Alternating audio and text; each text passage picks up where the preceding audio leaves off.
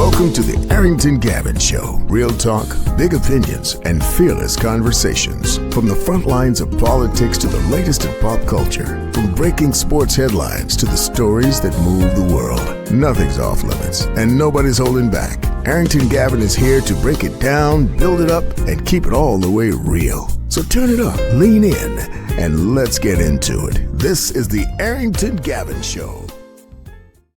What is happening, my friends? Welcome to another great episode of the Arrington Gavin Show, your go-to spot for sharp insights, bold opinions, and unfiltered takes on the biggest stories of the day, whether it's politics, sports, pop culture, or just the latest buzz. Look, as you know, we're diving deep and keeping it real, so please do me a favor, my friends, kick back, stay informed, and get ready to join the conversation. On today's show, on today's conversation, my friend, look, I'm thrilled and honored to have on my good friend, Mr. Gary McCollum.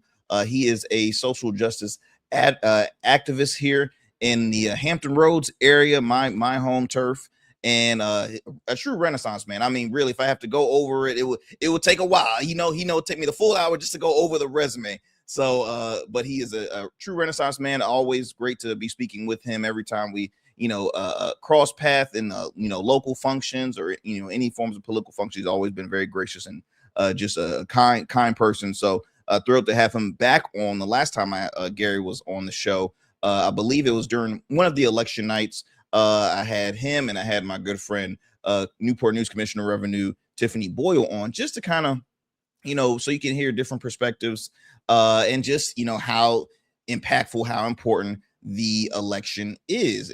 And at the time was, because I believe that might have been the last presidential election. I could be wrong because it was a while ago. But for one, every election is important. Every election has consequences, right? We're feeling the effects right now in this new administration. Gary and I were just chatting up just for a little bit before, that is so much stuff happening. And it's true. It's like I'm getting whiplash. It's literally always something going on. And it's a lot to handle. And I know, of course, voters and residents are feeling the effects. They're stressing out because what happens on a federal level can trickles down on a state level, trickles down on a local level. So it affects us, very much so. And that's why it's also y'all to, stay connected on what's going on in your backyard and, focus on what's going on locally. You know how much I always advocate being aware of your elected officials, being aware of every position, right? Not just, mayors and council members. I'm talking school board. I'm talking commissioner of revenues. I'm talking city treasurers. You have to be aware the clerk of circuit court. I mean, every single position is key and is important to just have an understanding on what exactly that position is. What's the job? What have they done in the past? This and that. Read the track record. Just staying informed. But yes, like I mentioned, we're gonna have a great conversation with my good friend, Mr. Gary McCollum, and we're gonna talk about a little bit of everything. Local, state politics as well as federal politics. So I hope you have get your popcorn ready and just stay engaged with the conversation. Before I move forward, as always, my friends, thank you so much for taking the time out of your busy schedule to tune into yet another great conversation. As you know, we are growing each and every day from viewership, subscribers, you name it. I truly appreciate it. If you can do me a favor, we have the campaign where our goal is to hit 5,000 subscribers, YouTube subscribers, that is. And we see growth each and every day, whether if it's, one subscriber here and there or 5 here and there. We want to continue the growth and we are seeing it. But, we have a goal to hit 5,000 subscribers. And once that goal has been met, of course, we want to have 5,000 more. So if you can do me a favor and spread the word and share with a friend, share with family of the Arrington Gavin Show. Multiple ways to tune into the show. We drop new episodes Monday through Fridays at 7 p.m. Eastern Standard Time on YouTube, Facebook, and wherever you get your podcasts, whether that's iHeart, Spotify, Apple, just to name a few. You can also listen to us on the radio airwaves. Shout out to our friends over in the New Orleans area, WBOK 1230 AM. What New Orleans is talking about. All right. You can tune into the Arrington Gavin Show weeknights at 7 p.m. Central Time. Again, that's only on WBOK 1230 AM. Then we're going to head over to the Metro Atlanta area to WDJY 99.1 FM Straight Talk. You can chime into the conversation here weeknights at 11 p.m. Eastern Standard Time. And then, of course, our newest, one of our newest homes, KSHP 1400 AM and 107.1 FM, Las Vegas. You can chime into the conversation Fridays at 8 p.m. Pacific Time. Again, that's only on KSHP 1400 AM and 107.1 FM, Las Vegas. And lastly, because I feel like I'm forgetting something. Oh, you can also check out past episodes of the Arrington Gavin Show on the GoatVerse TV app. That's right, GoatVerse TV app. You can download it on the App Store, Google Play Store, Roku TV, or Amazon Fire TV. So we're on some platforms. So there's no excuse if you're saying, "Wait, I'm trying to find you." Nah, I don't want to hear it. Don't hear it. We are making it easy for you, so we can hopefully get on all the platforms, right? So we can stay engaged with you all. All right, my friends. Well, look, we're gonna head to a commercial break. And before we head to the commercial break, I got to shout out my niece, my youngest niece, Fallon Jones. It was just officially announced. I heard, received the text today. She will be heading to Georgia Southern University this fall. So I want to, shout out my youngest niece, Fallon Jones, for again making it official. She will be attending Georgia Southern University. So shout out to Fallon. We are so proud of you. We love you and continue all the great work. All right, my friends. Well, look, we're going to head to a commercial break. Don't go anywhere. You're listening to the Arrington Gavin Show. We'll be right back after these breaks. Every man has a story to tell. Your ambitions, your achievements, your legacy. Your suit should reflect that story. Crafted precisely, designed for impact, and tailored exclusively for you. We work with only the finest fabrics, luxurious wools, silk, linen, and blends from world-renowned mills in Italy, the UK, and India. These fabrics are the foundation of custom suits that exude elegance and stand the test of time. But a suit isn't just about fabric, it's about fit and it's about confidence, and it all starts with you. When you work with me, you'll receive a personalized consultation, whether in person or over Zoom. Together we'll explore your vision and discuss your needs. And we're going to bring your ideas to life. My journey as a designer includes apprenticing under New York-based designer Clavon Leonard, showcasing collections at New York Fashion Week, Algeria Fashion Week, and the prestigious Baltimore Met Gala. That experience is what we bring to every suit we create, from weddings to corporate events and everything in between. We specialize in crafting one-of-a-kind suits for life's most significant moments. Dapper Luke has been recognized as one of Baltimore's best menswear in 2023, and I was honored to be one of the 10 designers selected for the prestigious Baltimore Met Gala. With over 900 satisfied clients, we proudly serve Virginia Beach and Baltimore, bringing world-class designs to these incredible communities. We don't just make suits, we craft confidence.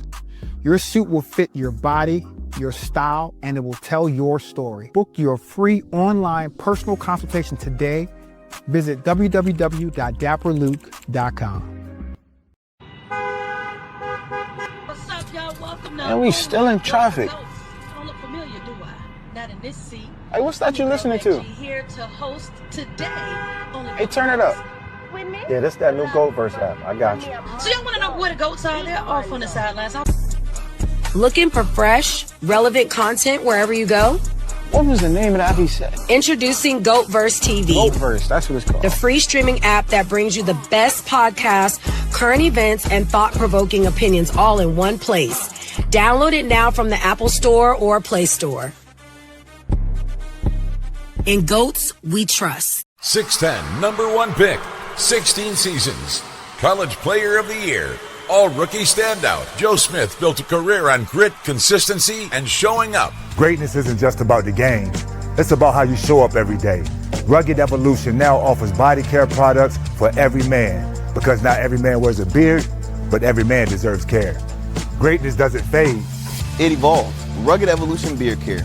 Every beard deserves to be legendary, and every man deserves care. All right, my friends, welcome back.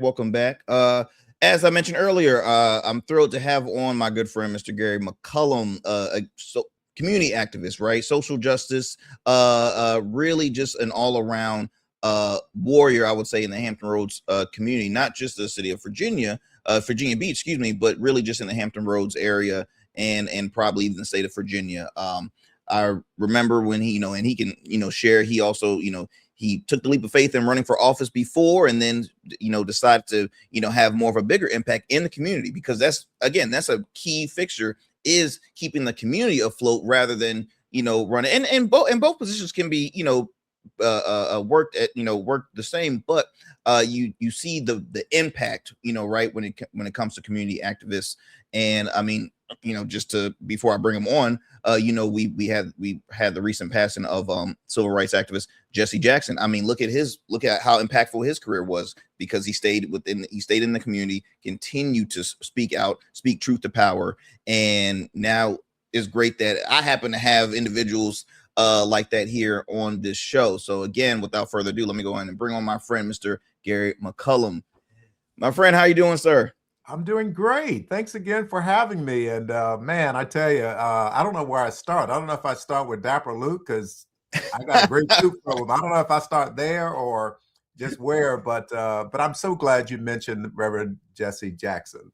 Oh my God, he's a fraternity brother of mine, and I've been thinking about the fact that he was on the balcony the day that Dr. King was assassinated. And I'm just going to be honest with you. How many young people could have gone through that, could have seen that, and stayed in the fight? A lot of us, if we're honest, a lot of us, if we had been at that moment and seen what had happened, we would have been like, okay, I'm out, I'm done. But he stayed in the fight. And I appreciate you referencing the fact that I ran for state senate in 2015. I didn't win the election, but I feel like I won because I learned so much about local, state, national politics. And I've used that knowledge to try to advance causes for those who have been marginalized and those who, frankly, have not had their voice heard. And so I just appreciate you bringing up Reverend Jesse Jackson. If it were not for him, there would have been no President Barack Obama. Let's be clear about it. There would have been no Vice President Kamala Harris. There would have been no Gary McCollum running $1 billion company before I retired. None of that would have happened without Reverend Jesse Jackson. And my hope and prayer is that we get more young people today engaged in these kind of efforts, not because of the money, but because it's the right thing to do. So I appreciate you bringing that up, Gary, because that's always been one of my biggest missions on this program. And we've been fortunate. We've done well over 500 shows. And ever since day one, my whole, and this is really not even just for the show, but, as a husband, as a son, as a friend, as a brother, cousin, as a business owner, my mission has always been to change the narrative. And I think in order to change the narrative, you do have to, keep people engaged, informed. Because I mean, every day I'm a student. Every day I'm learning, because I don't know everything, especially when it comes to the political space. But you know how important it is, because what I tell my friends and just young people, you can run from politics, but politics is always going to be a part of your life. It's a part of everyday life. It's a part of everyday life. And so I get it. It's not attractive. People don't like it at all. It can cause debates and tension, between folks, and it can divide. It can cause major division. But at the end of the day, I think, and I repeat this a lot on the show, I think we all really agree on the same stuff. We agree probably on 80% of the stuff and disagree on 20%, but we let the 20% take over, and it causes so much division in our community, in our society. And it's unfortunate, but staying informed, having that knowledge is key. The more you know, the more you grow. And that's why I always, try to keep people up to speed on, you mentioned Jesse Jackson. Another name I could think of is Andrew Young, because I think he was also on the balcony at that period. I'm blanking on former congressman who walked across the bridge. He's deceased now. Oh my goodness, good trouble. I have his name off the tip of my tongue. You're talking about the late John Lewis. And yes. John Lewis. I mean, he was a giant, and truly was. I was talking to a young lady the other day, and here in Virginia, those of you who are in Virginia may know this. If you're not in Virginia, you may not. But we're going through a redistricting referendum that's going to take place on April 21st. Starts on March 6th. And I was talking to this young lady because I'm a proponent that we all need to vote yes for that. And she was saying, well, I don't know, gerrymandering is wrong, and I don't know if we should be doing it. And I know other states have done it, but two wrongs don't make a right. And I mentioned to her this. I said, there was a time in our history where it was illegal for enslaved African Americans to run away, but yet they did. There was a time in our country's history where it was illegal for enslaved African Americans to learn how to read, yet we broke the law and learned how to read. There was a time when it was hard and difficult for African Americans to cast their vote, but yet they did. And so the point I made to her is that that's what John Lewis was talking about. Sometimes your good is not good enough. You have to get into good trouble. That's what this is all about. And so, this referendum that's going to come up on the 21st of April, early voting starts on March 6th.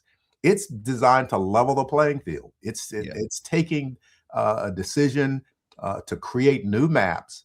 It's a temporary measure, but it's a reaction to what happened in Texas, what happened in North Carolina, where the president decided, well, I just want to fix the map so that I can get more people supporting me in Congress.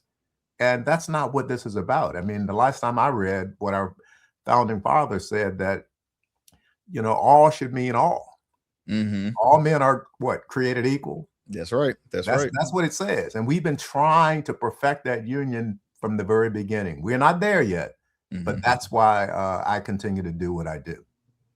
And how has that been for you? Because again, it's a lot of work, even just thinking about saying, I think I want to, really speak out. I want to speak out. I want to continue the good fight, because there's moments where there's people saying, I just feel like giving up. I feel like why continue to push this fight? Because I'll break it down. For me, I'm always going to continue to say, hey, look, continue to cast your vote, continue to cast your vote, continue to cast your vote. Don't say that your vote doesn't matter, because it does. I understand that it's hard, because look, we're living in a era where, President Trump has won it twice. He's in his second term, and nobody, I can speak for myself.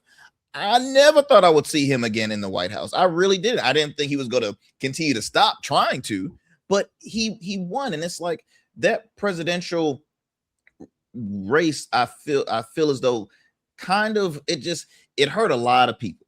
It hurt because it was 75 million people that did not come out to vote at all. People forget about the turnout. The voting turnout was extremely low during that presidential race. And now we're seeing this administration where they're trying to erase history. They're trying to erase all the progress that has been done. And I think that's why we go back to our, the great state of the Commonwealth of Virginia. We had a huge election season last November. I mean, historic wins all across the board. And that's why when you mentioned the referendum, why that's an important piece, because Virginia has always been one of those states where it's not just the residents of Virginia looking. I mean, the whole entire nation is all eyes is on what's Virginia doing. Yeah. And that's how impactful that is. If you don't mind, adding anything to that. As Virginia goes, so does the country. And I think what happened last November, and I'll give a shout out to our political action committee. I'm the chair of the Metro Ministers PAC, which is the political action arm of the Metro Ministers Conference. We're affiliated, but totally separate because we're a political action committee. And we endorsed 44 campaigns in November. Wow. 44 campaigns. And we were successful in 90% of them. Wow. So we engaged people. I'll give a shout out, MetroMinisterPAC.org. Come on, get it out there, MetroMinisterPAC.org. Stay engaged. Find out who your House of Delegate member is, who your state senator is. But we have to stay engaged. But you also mentioned, this issue of you were surprised, and many people were surprised that that the presidential election went the way it went. I wasn't, and here's why. Because as great a candidate as Vice President Kamala Harris was, she only had 90 days. Yeah. Here's a scenario that I would throw at anyone. What would have happened if instead of giving her 90 days to run a campaign, President Joe Biden would have said a year and a half or 2 years before that he was not going to run and he wanted her to be the presidential candidate for the party. What would have happened? And this is where I think we have to really get this next generation of people ready to fulfill these offices. That's why I was so glad to see Attorney General Jay Jones elected, because you need a new generation of leadership. Too often in both parties, we've just simply recycled the same old people. Yeah. When we got young, bright, talented people out here ready to take the lead. And also, they're not greedy. The love of money is not there. They really have their heart in it for service. I mean, too many times we have people in both parties, frankly, who are in it, I'm just going to be honest, for the money. I mean, appreciate you. I'll ask this question. How many people running for Congress right now in Virginia have signed the End Citizens United Pledge, which takes money out of politics? Yep. How many have signed that pledge? That's what you have to be asking yourself. Well, why are these people coming in? They don't have a whole lot of money, but by the time they leave office, they're multimillionaires. They're multimillionaires. Millions of dollars of stock. They don't want to ban insider trading by Congress people. This is what's going on in our country on both sides of the aisle. And that's actually that's adding more fuel to the fire. Why people don't even choose to go to the voting booth, because they're like, why even bother? Why even bother? We have I'm so glad you brought that up, because I on a regular share my frustration, and I always address, I'm not coming across as ageist by all means. I'm just saying, at the end of the day, there's multiple clips from when some of our elected officials in both parties were first elected, and they said how they were I'm an advocate for term limits. I will only want to do just 2 terms. And that was back during the late 80s, early 90s, and they're still in office running for re-election. And I'm just like, my goodness, I no disrespect, but it's like, at the end of the day, if I was, and I use the phrase, as a business owner, if I had brought in somebody and, I would love to keep them forever, but I know obviously people have to retire. But why would I say no? Continue doing what you're doing. We've seen 1 or 2 accomplishments within your tenure, within your years.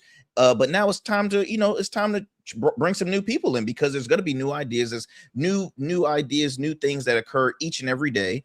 And I think it's a disservice to people when we witness a lot of our elected officials that sometimes are appearing in the chambers on a walker, in a wheelchair, ill, or even sadly say even deceased. I mean, the Supreme Court, I mean, there should be term limits for I believe in Supreme Court. I believe there should be a certain amount of terms for U.S. Senate, because I mean, Senate, they serve 6-year terms, and it's just I just think it's you have to be relatable to the people. And when people, how can I relate to somebody that is in their in their 90s or in their late 80s, and that's a lot. That's not just 1 or 2 people. I mean, it's a lot. So I agree with you on that. Both sides need to do better, and there's so many great individuals who is capable of doing it, because look, if you look at their staffers are not that same age as them. So why is it you continue to have young people that is extremely sharp, that's been with you for years? Why not? So that was my 2 cents I wanted to throw in there, because that's very, it's very, not, very I mean, impactful. you mentioned the ageism thing. That's not what it's about. It's not anti-ageism. It's actually, how do we make sure that we stay relevant? You show me anything that's not growing, and I'll show you something that's dying.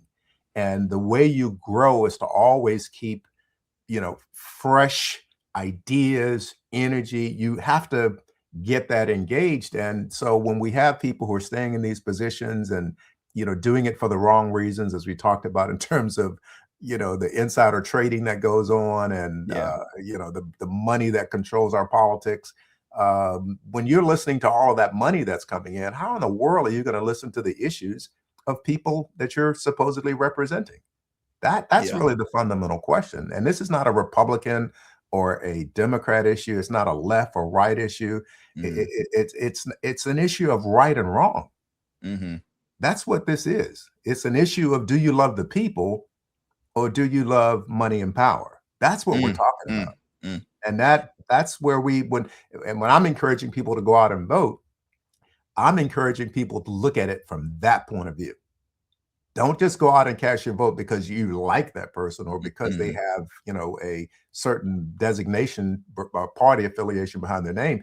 But that's what primaries are for, to figure out, is this person really going to be the person that's going to deliver? Or are they simply going to just do business as usual? And so, I'm sorry. Go ahead. Again, I'm very, as you can see, very passionate about this. And, being a licensed and ordained minister, one of the things I encourage my fellow clergy is to make sure that we take, we got to take what we do in the pulpit to the pavement. We can't just be doing this on Sunday, and we worship the Lord. Don't get me wrong, because that's what it's all about. We have to worship the Lord in spirit and in truth. But at the same time, Jesus Christ was very political. He was very political. And when we see what's going on in our country today, when we see people who are abusing the rights of citizens and abusing the rights of non-citizens, when we see people treating people inhumanely, that is not, as a Christian, I cannot walk by that. I cannot ignore that. And we have to use the right language. We have to speak truth to power. I don't call ICE. I call them the Gestapo. And the reason I call them the Gestapo is because that's what the Gestapo did. They were Nazi secret police designed to make sure that anybody who was opposed to what was going on in Nazi Germany, that they were investigated, locked up, and put away. That's what they did. That's exactly what our American Gestapo is doing right now. And we have to call it for what it is. These are not detention centers. These are concentration camps. And the reason I say that is because if the whole goal for ICE and HSS to deport people and take them out of the country, that's what they say the goal is, correct? That's the goal. You're illegal. I'm going to deport you. Okay, well, why do you need to have a concentration camp? Why are you building these centers to hold tens of thousands of people? Why are you doing make it make sense? I'm so glad you brought that up. I'm so glad you brought that up because look, I feel like I'm taking y'all to church now because I planned on wearing this God is good all the time shirt on, and I'm glad I'm glad you brought it up, Gary, because that's also, I think, a big, I'm not going to say issue, but it definitely adds to the division because you do see a large sum of ministers that are against what this administration is doing, but then you have a handful of ministers or a handful of people in the church that supports what this administration is doing, and it messes with people's. Wait a minute, I'm trying to walk by faith, but is this the right? Like it's so much. The conversation always comes up is should you separate church from state? Should church not really get political? And I think of folks like yourself, like Pastor Jamal Bryan, or there's a large sum. We have a large sum of ministers here in the Hampton Roads area that is very community, right? When the issues happen, they're not ashamed to speak, which I look at that as very important because we go back. We mentioned Reverend Jesse Jackson. We mentioned Martin Luther King, Reverend Al Sharpton. I mean, there's a list of preachers. I mean, Andrew Young was also a minister. People forget these things. As a person, as a reverend, how important it is to you. Well, I'll say I hear the importance, but for folks that say, well, I feel like the church should, kind of separate itself from the political issues, right? Politics is always kind of a touchy thing to talk about in church. What would you say about that? I would say that then you're ignoring the call. Because that's what Christ was all about. He fed the hungry. He loved the Jew and the Gentile. He was an immigrant himself. He had to, if you read the scriptures, he and his family at a very young age had to flee and go to Africa. So he understands the plight of those who have been marginalized in our community. But the real issue is very fundamental. It's John 3:16. John 3:16 says that for God so loved the world that he gave his only begotten son. Well, last time I checked, that didn't just say it had to be somebody with a certain hue, a certain ethnicity, a certain political persuasion. No, that's not what that scripture talks about. It's everybody. Or as the young folks say, it's everybody, lottie-dottie. It's That's all right. of us. And so when you are sitting here and saying and defining somebody as illegal, no human is illegal. You may be in this country undocumented, but you're not illegal. So again, it's back to speaking truth and using the correct language.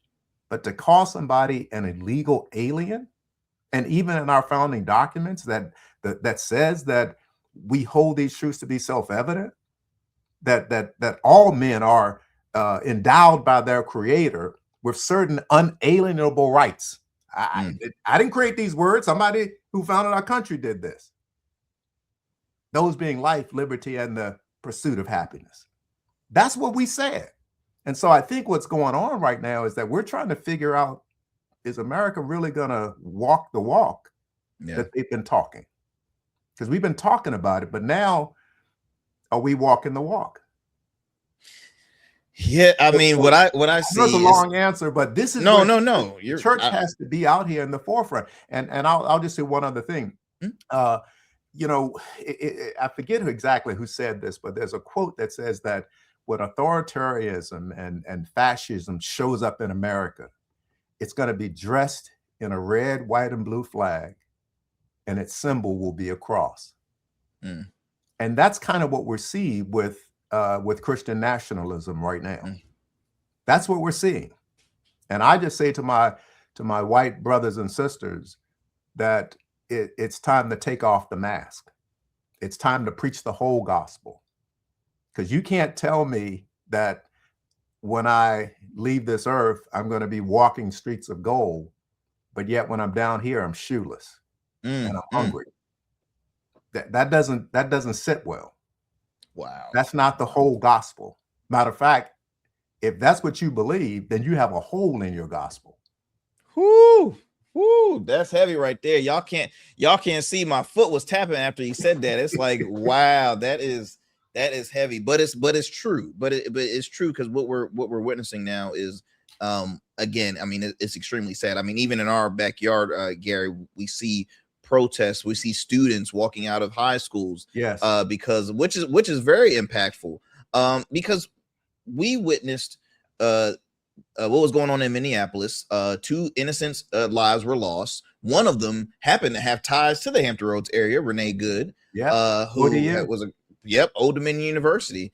And it's sad, because I go back to, you have one side that says justice was served. You have one side that's saying this is a tragedy. We go back to even the Super Bowl halftime show. Like, look how big of backlash that received. You had 2 different halftime shows, and the All-American one was broadcast on a Christian broadcast network, TBN. I mean, people, what is going on here? Well, I think the interesting thing, though, is that the same thinking, the same thought process, the same rationale for creating a separate halftime show is the same thinking and rationale and thought process that said we need to have separate water fountains. We need to have separate lunch counters. We need to have separate schools. We need to have, it's the same thought process. In other words, we can't mingle together. We can't be together. And there are people who are ignorant enough to believe that somehow that Bad Bunny was not a U.S. citizen, not knowing that he is a U.S. citizen. Puerto Rico is a territory. Everybody there, he's been a citizen longer than a lot of people walking around here. You know what I mean? Yep. It's the truth. It's the truth. It was comical, in all honesty. For me, it was extremely comical, because I'm like, first of all, music is a universal language. There is no such thing as jazz is American, country is American. Music circles it around the word. It's global. Yeah. So again, I'm like, okay, music doesn't have a language. That's one. Two, I'm like, last time I remember, you had U2, you had the Rolling Stones, you had Paul McCartney, where was the hoopla? You had the Who. Where was all the same, the same reason. And also you had the issue, well, they didn't speak English. That was the other thing. Okay. Well, last time I checked, the official language of the United States is not American. It's not English, brother. That's not it. Matter of fact, I find it ironic that if you watched it and you were complaining about the fact that it was all done in Spanish, instead of you saying, wow, I need to learn how to speak Spanish. Instead of you having that thought, you're going to say, well, why didn't they do it in English? Well, I would back up to the Super Bowl halftime show the year prior, where Kendrick Lamar was speaking English, and most of those same people didn't understand that. They missed the whole message of that. There you go. So even though he was speaking English, but yet we complain about that. But when we go to an opera and they're singing in Latin, that's right. That's right.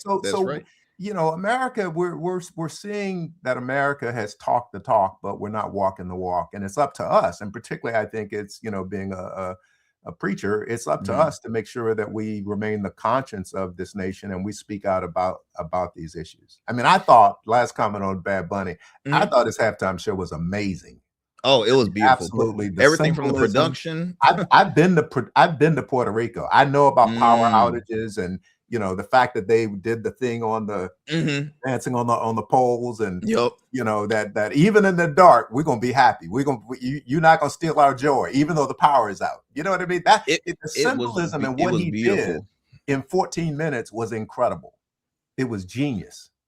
Couldn't agree with you more on that one. Every single moment from he took a shot from a drinking shot from a lady who owns the last sitting Puerto Rican social club in New York.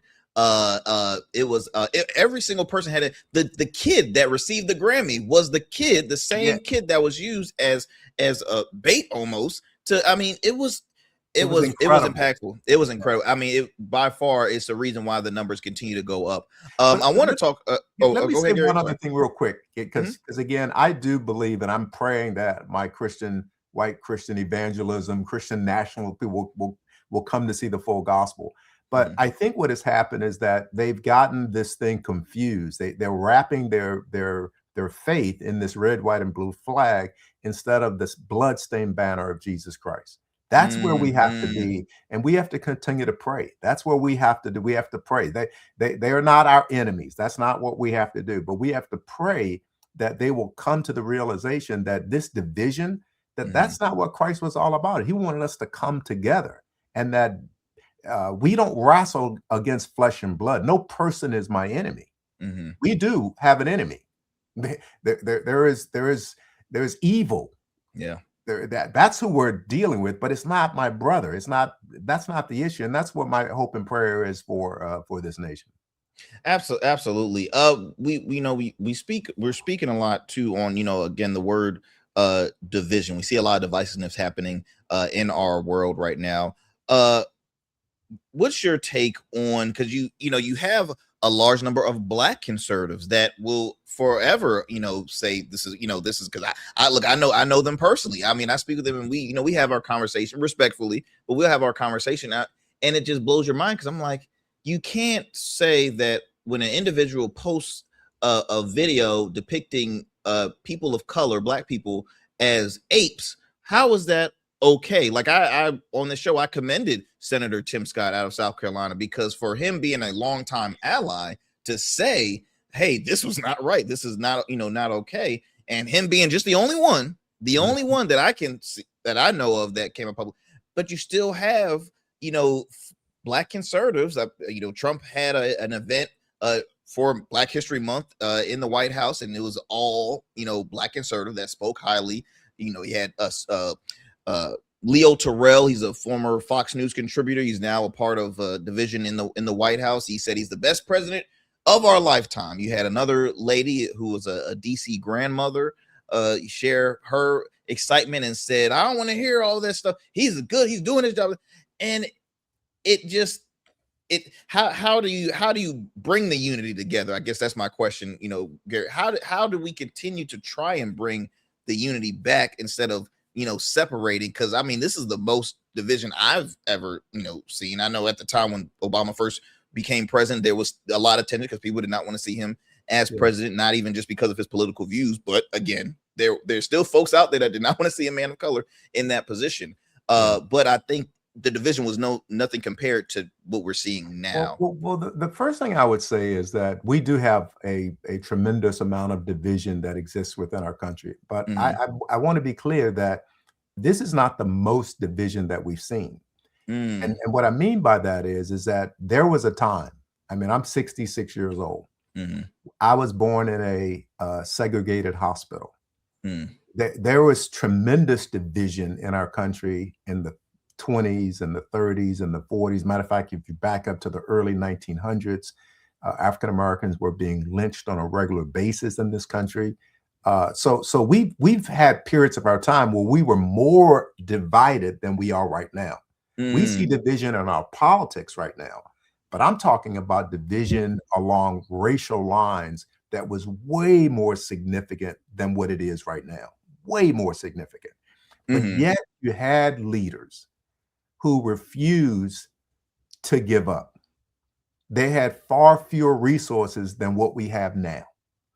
And they kept their hands to the plow. They kept saying what needed to be said. They kept doing the things that would prove that those words in those founding documents that we're going to make this a more perfect union. You said it, Dr. King talking about you wrote a check. We're going to make you pay the check because this is what you said. Don't just write us a bad check. We want you to fulfill the promise. And so they stayed on the battlefield. And so I would submit to you that, yes, there is a lot of division in our world today, in our country today. But I also say that the reason I'm hopeful is because when I look at my daughter, she's 13, and I look at these young people you mentioned who walked out of school because they don't like what ICE is doing in our community. I think that we're going to be okay. I really do believe it. And to those folks who are, who look like you and I, who are actually siding with some of these horrible, horrific policies that are out here, I think it's probably one of two reasons why. One, either they're ignorant about what's really going on, because a lot of people can be fooled by some of these initiatives, and they just don't really know the truth and the history. But I think the other thing is that a lot of what's happening right now has a profit motive behind it. Yes. When you look at the big, beautiful bill, a lot of people are getting paid. A lot of people. And some of those people look like you and me. So just be clear that, the strategy has always been when it has come to African Americans to keep us in line in America. You either did one of two things. Either you intimidated us, threatened us, tried to scare us, or you bought us off. That's been the two strategies of control. And you still see that going on today. And we're seeing a lot of control too of the media narrative too. And I think that's why it's important. And I always showcase, the work you do in the community, staying on the, the ground root, staying on the ground, because a lot of folks can look at basically just say, hey, their main source of is news, whether if it's, Fox, CNN, MS Now, I mean, any form of national, they're always looking at the news as their narrative. But now you're seeing a shift in certain platforms are being bought by folks because they're trying to own the media narrative. You see a lot of your known cable journalists that are now going independent on, whether if it's on a Substack podcast, because they know how important it is to hey, look, we're trying to continue to push this narrative because they're trying to silence us. We saw Don Lemon be put in cuffs because of protests. I mean, who would have thought that somebody who's doing, has his right, is his constitutional right of what he was doing, freedom of press, and he's getting arrested. And we see a press room now being a press room of podcasters. And I mean, and no, no shame, because I'm a podcaster myself, but I know I'm not qualified to go in the press room. And maybe I would love to have a conversation, but there's folks, like an April Ryan, folks that have been in the press rooms for years. They're journalists, they're true people, but now though they are getting criticized. And it's again, it goes back to, elections has consequences. And I want to bring that up to you, Gary. Well, first off, I would say you are more than qualified to be in the press room. I got to get that right away. I appreciate it, because I've seen some of the quality that's in that room. Trust me, you'd be if not at the top, right at the top. So I got to get that out of the way. I appreciate that, my friend. But the second thing I'll say, which is so important, this is why I appreciate what you're doing, and stay with this. I don't care how tough it gets, stay with it, because you're doing great. But we're seeing, just as you say, we're seeing this onslaught of trying to, shut down communication, shut down information. And before I went into the telecommunications business, running, in the cable business, I was an intelligence officer for 8 years on active duty. And I know the power of psychological warfare, controlling the narrative, shutting down the media. The playbook that's being used is what's being used in a lot of authoritarian countries. Matter of fact, I predicted, I can't remember if I brought this up on the show before the presidential election with you, but I talked about, Project 2025 and how there are pieces in there that basically said they were going to make sure they control the FCC and start moving people off the air, because that's how it works. And lo and behold, they doing it. This is exactly, and people are like, no, that would never happen. I'm like, no, it can. That's exactly what people, because the first one of the first steps is you try to make sure you control the narrative. You want to make sure that you only hear. If I went to China, do you really think I'm going to hear a whole lot of opposition stuff on their broadcast or TV? No, I'm not going to hear. I'm going to hear one message. It's what the leaders want people to hear, and that's it. And that's, people think, well, that can't happen in America. No, it can, and it is happening. Isn't it funny though that they will say, "Oh, that can't happen," but you can't tell them that aliens are not real, because they're gonna say, "Oh, it's real." I'm sorry, that's just me. I'm a skeptic. Nor do I could care less. Sorry, but I could care less of what's happening, in outer space. I'm like, I'm focused on what's happening here, right here on Earth, and I'm like, you can't tell that aliens are real, but no, that would never happen. And then they're shocked, and they're they have admitted of being caught up in the lies, because I had shared here a while back on the show, there was a gentleman, I replayed a clip that was on C-SPAN. This gentleman who had called in, he was a registered Republican. He said, look, I voted for this man 3 times. I want to apologize. And he sounded like he was a older gentleman. He said, I truly want to apologize because I was caught up in the whole, all the lies, and I'm very, very, very sorry. And I said, I appreciate individuals like that, because it takes a lot to admit that, hey, look, what I did was wrong. Because I always tell folks, I'm not here to tell you, how to change your views or your party. I'm just simply saying between right and wrong. I've had folks on both sides. Why? Because they're my friends. I was raised in a conservative Democratic household, so I've always kind of leaned in the middle. I was a private school kid, so most of my friends, I was a minority, but I still considered them, friends. I knew their political views, from their parents, because most of the time they follow with their parents. But I was fortunate to have parents that, always taught me what's right and what's wrong. And that is very, very impactful. And got to shout out you and your wife, Gary, because, your daughter, who is continuing to be, a prime example of that, very involved and aware of what's going on. I know we're running, we got about 15-ish minutes, maybe a little less left in the show. I want to ask you, in regards to the midterms, right? Elections has consequences, and it's some big elections happening. I know you were recently in Richmond, here in the capital here at Virginia, but we have some big elections. If you don't mind, letting the folks know how important these elections are, and keeping our young people engaged and telling them, hey, why they need to be aware of these elections. Yeah, they really are important. Right now the House of Representatives is there's a razor thin margin with Speaker Johnson and the Republicans being in the majority. And, if you look at any polling right now, there's the belief that there's going to be this blue wave. Similar, because again, as we said earlier, as Virginia goes, so does the country. And we saw what happened in Virginia last November with a supermajority in the House of Delegates, all three statewide seats, governor, lieutenant governor, attorney general, swept by the Democrats. And so people anticipate that's going to happen in November nationally.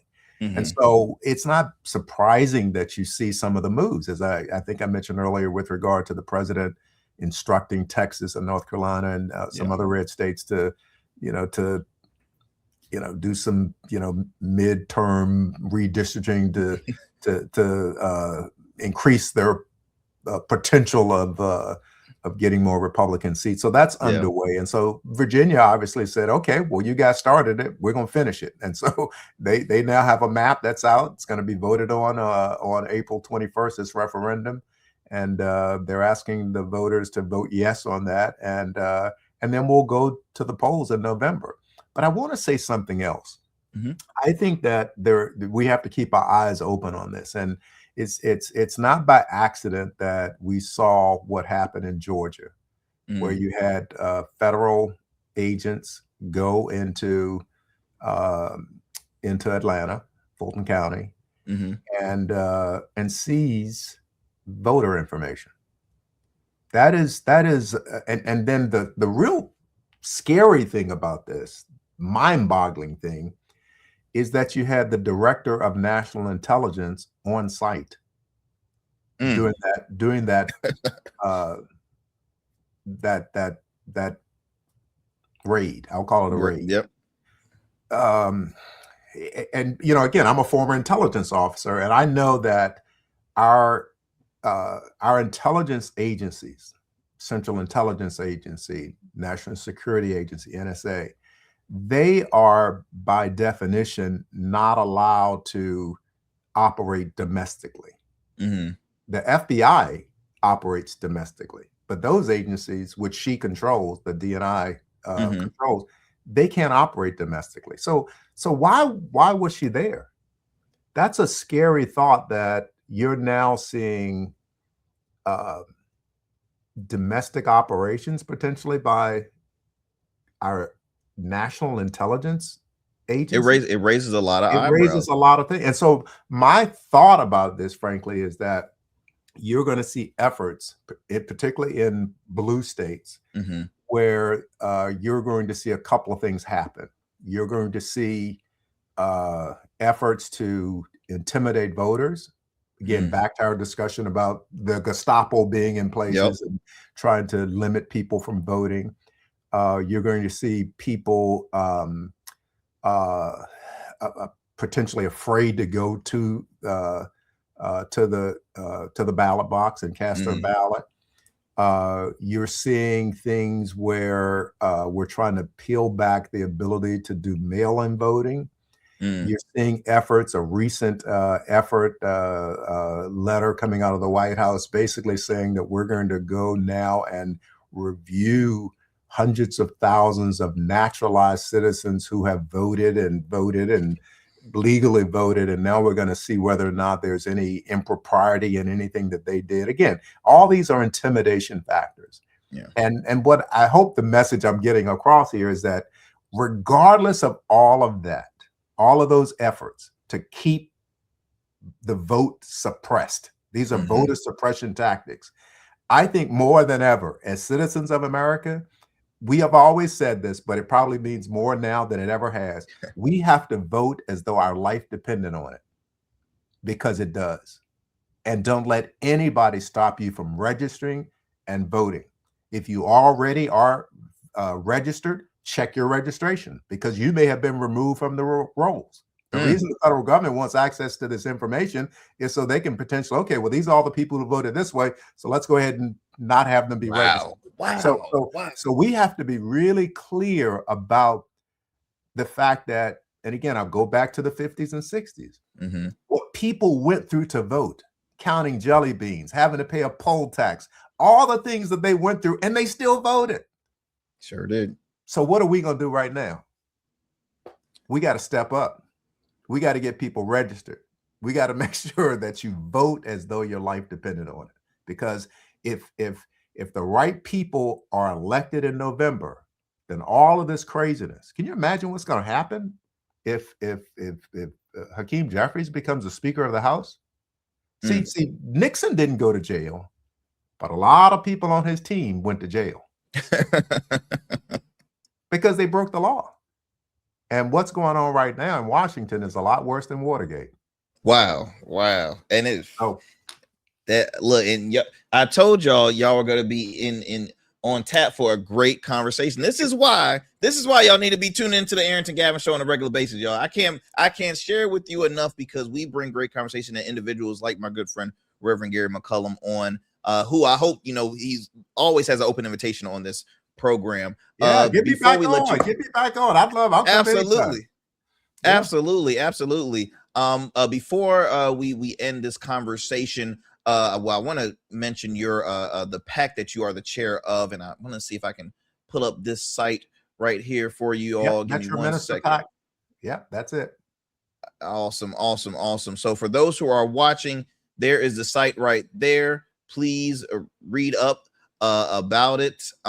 It is very, very, very important that you do so because they are bringing great conversation and very impactful as well. So I'm very appreciative of Gary to mention that, because I'm going to be doing some research and reading more on this as well. Also, Gary, we have about maybe like 60 seconds, and if you don't mind, I would love to chop it up with you just for a couple minutes after this, after we end this conversation. But what grade would you give? We have about, like I said, about 60 seconds. What grade would you give our newest administration here in Virginia? As you know, we have a new governor making history, Madam Governor Abigail Spanberger. I would give her an A+.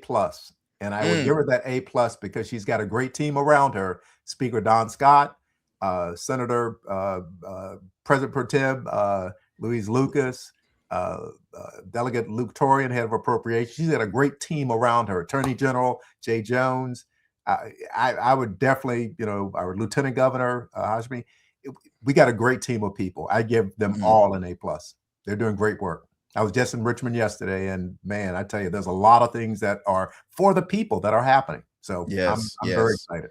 I was through when I just saw, again, I love seeing growth in the area. I saw so much diversity. I saw so much, coming together. I saw a lot of bipartisanship under this, under this new administration. When she was brought in, she had respect from not just her side of the aisle, but both sides. So I think that really speaks volumes when we live in a world where it's like, okay, you can't, if you're R, you got to stay with the R's. If you're a D, you got to stay with the D's. You can't, there is no, shaking hands, none of that stuff. So I was very excited to see that, Virginia has spoken. Virginia has spoken, and it brought an impact to this nation. So Gary, again, I thank you so much. If you don't mind, I would love to chop it up just for a couple seconds after this. But thank you so much for your time, and you're always welcome. Absolutely. All righty, take care. God bless everybody. My friends, I hope y'all enjoyed yet another great conversation here on the Arrington Gavin Show. Look, I could talk to Reverend McCollum for hours. Let me tell you something. It's just the issues that we were, or the topics that we were discussing here, man.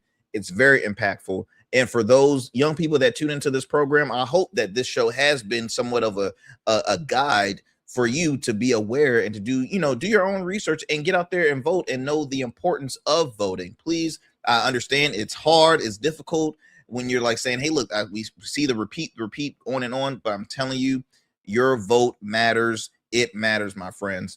As always, thank you so much for taking the time out of your busy schedule.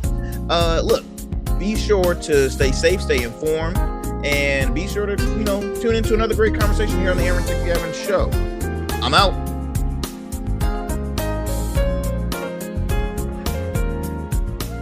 That's it for tonight on the Arrington Gavin Show. Thanks for tapping in and keeping the conversation alive. Don't forget, stay connected with us on all platforms. Follow at Arrington Gavin on Instagram, Blue Sky, and X, and subscribe to the official Substack for exclusive takes and deep dives you won't get anywhere else. We're here every weeknight, same time, same energy, same real talk. Until next time, stay bold, stay sharp, and stay true.